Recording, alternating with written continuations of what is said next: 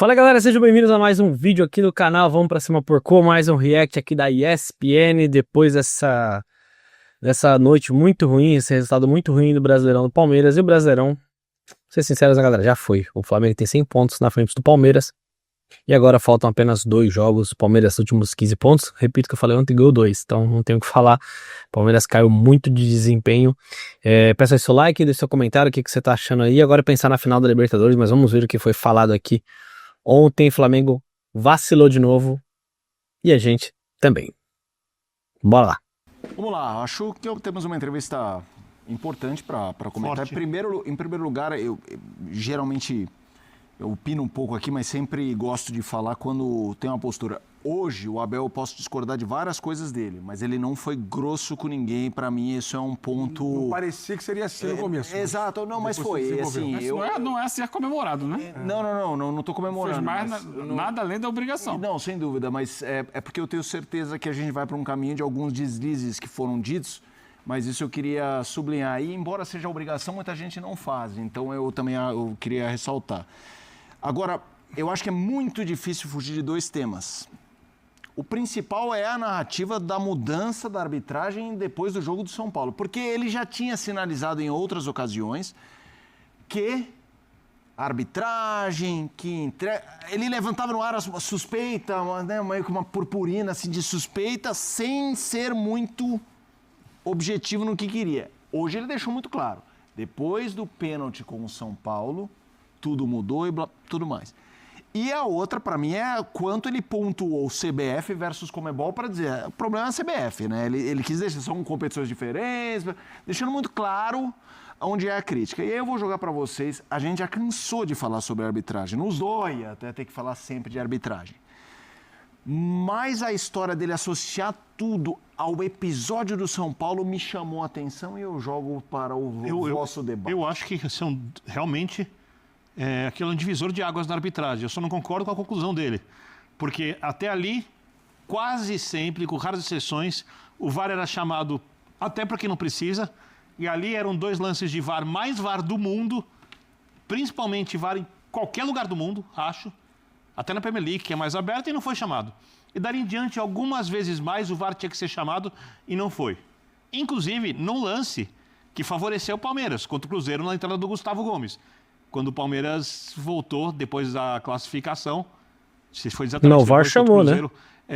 Da classificação. Está enganado. O VAR chamou, o juiz que não achou que era para vermelho. Perdeu 3-0 no jogo de Quito, voltou, era normal que fizesse um jogo abaixo e teve. Então, sim, eu concordo que houve alguns equívocos de arbitragem e lances discutíveis favoráveis ao Flamengo. Porque essa discussão se nos resume à arbitragem brasileira, aos jogos que aconteceram nas outras partidas, da segunda divisão, se resume à guerra de narrativas atual entre Flamengo e Palmeiras. É disso que se trata. É o campeonato fora do campo. Até porque a mudança que existe não é por pressão do São Paulo. O Paulo foi lá e falou, mas...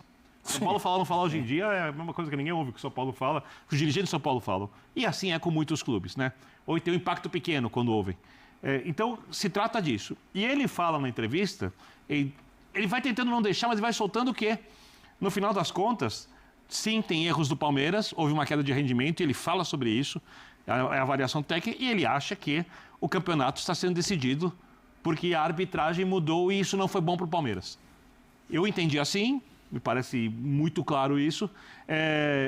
Eu teria que pegar todos os lances pós aquele para falar isso, mas eu também teria que pegar para fazer uma avaliação do campeonato, e eu acho isso, olhando os pontos corridos fora de propósito, todos os pontos que cada clube somou para entender se isso vale ou não vale. Porque são 3 pontos que, a não ser que você chegasse numa última rodada, fosse quase uma final e a arbitragem decidiu, um campeonato que foi totalmente igual, mas tem erros de arbitragem. Quando ele fala, por exemplo, do pênalti do Arrascaeta no Flamengo e Palmeiras, sim, em caso acho que tem que discutir mesmo. Porque aquele é um pênalti brasileiro. Como tem outros 500 pênaltis brasileiros, inclusive favoráveis ao Palmeiras. Palmeiras e Sport, para dar um exemplo. Posso começar a citar aqui? Claro. Não vamos esticar detalhando, porque aqui... Sim, senão a gente vira um Abel. Você abre a rede social e você pega o que os flamenguistas falam, você vai ter ali a lista. Pega o Palmeiras, vai na rede social do Palmeiras, vai ter a lista dos erros. Eu só acho que esse tipo de coisa que ele faz tira um pouco o foco do que a equipe dele não está fazendo Eu acho que Com o Palmeiras pode certeza. ser campeão da Libertadores. Eu acho sim, concordo com o Calçade. 50-50. Eu acho que o Flamengo está jogando melhor, mas a final é outro mundo. 50-50. A pressão é dividida. O Flamengo, pensando na rivalidade, não pode perder 2 finais. Não pode, como se diz no esporte, óbvio. Não pode perder 2 finais de Libertadores nesse período de rivalidade para o Palmeiras. Vai ser uma coisa muito grande, muito marcante. Tem um grande personagem nesse jogo, que é o Andrés Pereira. Tem um grande É um personagem com o negócio André. assim, enorme. O Palmeiras também não pode, entre aspas, ficar mais um ano sem um grande título. Ainda mais depois do investimento, porque ano passado ganhou o estadual e esse ano vai se perder, vão entrar em campo. As derrotas para o Corinthians, Copa do Brasil estadual. Sim. Vai entrar quanto o Palmeiras gastou de investimento. Vai ser tratado como Esse uma tipo de narrativa tragédia. faz com que muita gente esqueça isso que eu estou falando, que é a graça do jogo. Mas essa é a intenção do Abel.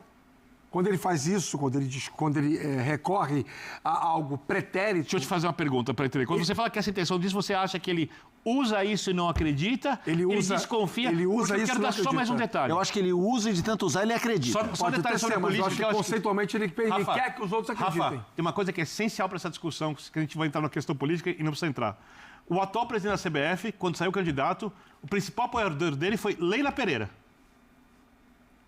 Boa parte dos outros presidentes estavam com o Reinaldo Carneiro Bastos, presidente da Federação Paulista de Futebol, que mais uma vez quis ser eleito presidente da CBF e não foi.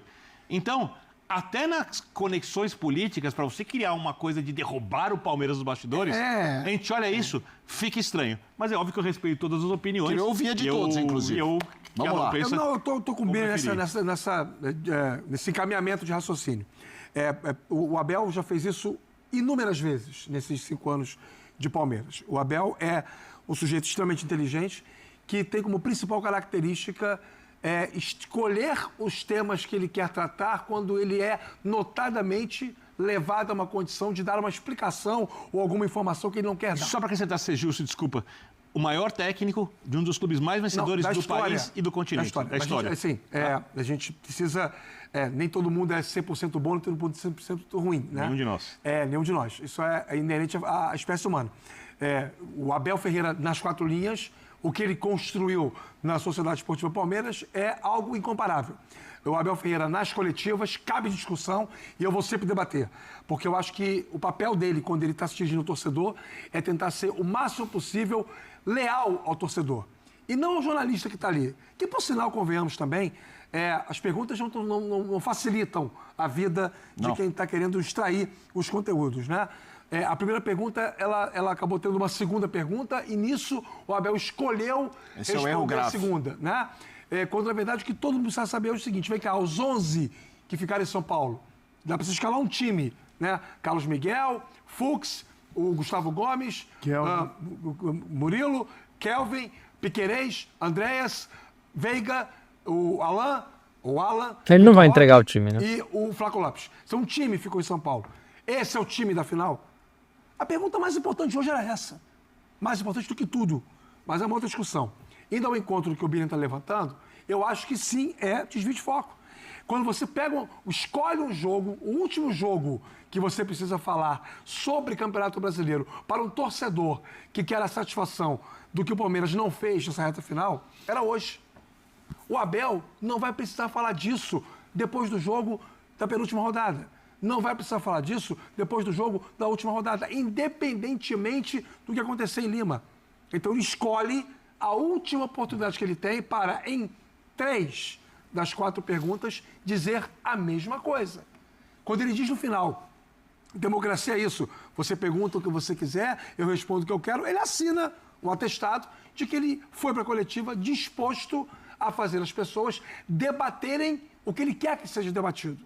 O que aconteceu após o clássico entre Palmeiras e São Paulo. Quando, na verdade, o que tem que ser debatido hoje são as decisões dele, desde a coletiva anterior, passando pelos jogadores preservados hoje e o quanto isso tem de impacto para a final da Libertadores. E o que o Eugênio falou, se o Palmeiras deveria ou não deveria ter largado o Campeonato Brasileiro. Mas ele conseguiu gerar um conteúdo que direciona o debate para algo que foge do que jornalística e esportivamente é mais importante nesse momento. O Abel gosta muito de fazer isso. Ele não quis falar, claramente. qualquer um de nós consegue perceber que o Palmeiras caiu de desempenho, e ele vai desviar o foco mesmo, falando da arbitragem. Acho que o Palmeiras foi prejudicado sim, em alguns momentos. O Flamengo também não é prejudicado nunca, né? O Flamengo nunca mais. Carrascal pisa na perna do jogador, tudo, tem várias coisas, mas o Palmeiras não fez o principal, que é jogar futebol. Então fica difícil acreditar nisso daqui, realmente ele desviou. Deixa seu comentário que é muito importante. Um abraço, galera, tamo junto.